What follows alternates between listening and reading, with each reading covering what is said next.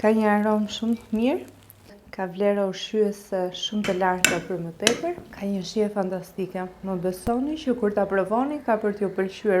Për përgatitjen e tavës me perime të stinës na duhet 2 kokra patate, 2 karrota, 1 kokoshqep, 1 lule lakër, 1 brokoli, 40 gram gjalp, pak krip, piper i zi edhe 3 lugë gjelle me miell. Gjë e parë që do bëjmë është të presim qepën. Pasi e presim qepën, do presim karotat në copa të vogla.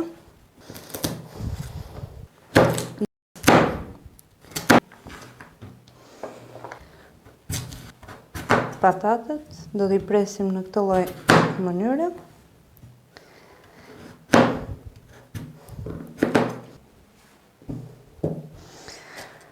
Lule lakrën, pasi e kemi pastruar mirë,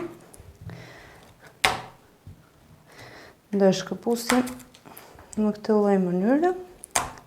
Dhe boçet që janë më të mëdha, se unë ju them boçe, nuk e di se si i quani ju në zonën tuaj, do t'i presim edhe në copa më të vogla. Largojmë këto që janë më të vogla dhe janë gati, dhe presim pjesët që janë më të mëdha. Pasi kemi përfunduar me lule lakrën, do vazhdojmë edhe me brokolin. Largojmë. E kemi pastruar mirë siç duhet. Nuk do t'ja hes të gjithë pjesën e bishtit. Pasi kemi përfunduar edhe me brokolin, në një tenxhere kam vënë ujë që të valohet. Do hedhim për të zier patatet. Pasi ka zier pak patatja, do hedhim për të zier lule lakrën. Nuk do i ndrojmë ujë, nuk është e nevojshme. Pasi e kemi lënë lule lakrën të ziej bashkë me patatet, do hedhim edhe brokolin. Në momentin që hedhim brokolin, do ta lëmë edhe 4 minuta, maksimumi 5, edhe do e largojmë.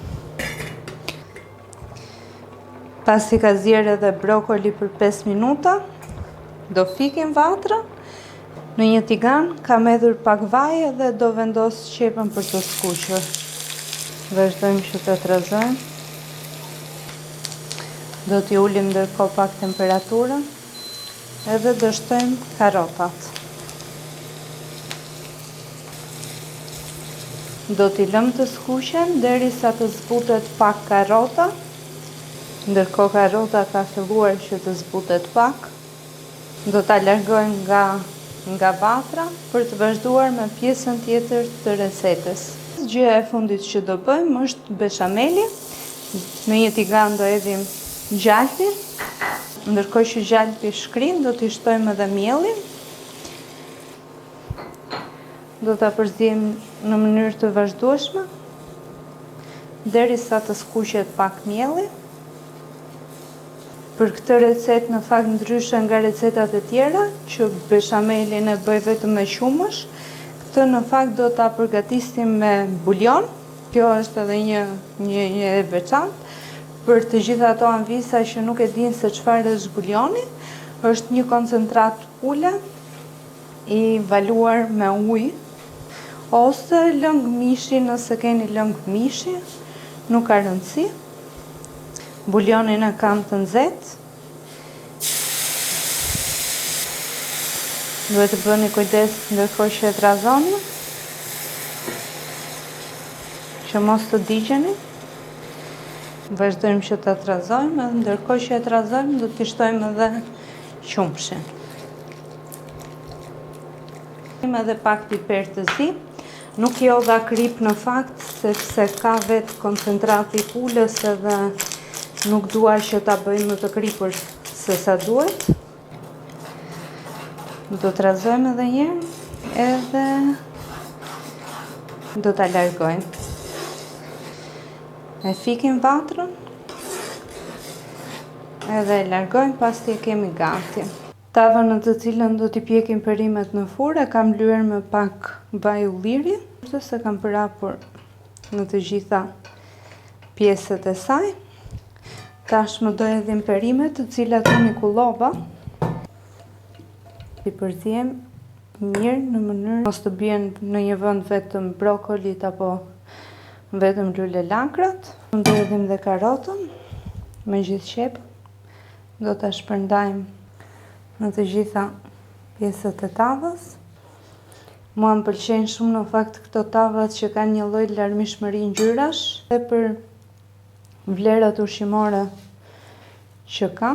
E krip, pasi nuk i kam hedhur më herët, t'i hedhim beshamelin. Do t'a hedhim me kujdes, në mënyrë që t'a hedhim në të gjithë tavën. Do t'i hedhim sipër pak kaçkavall të grirë. Vendosim të pishet me temperaturë 180 gradë për rreth 15 minuta.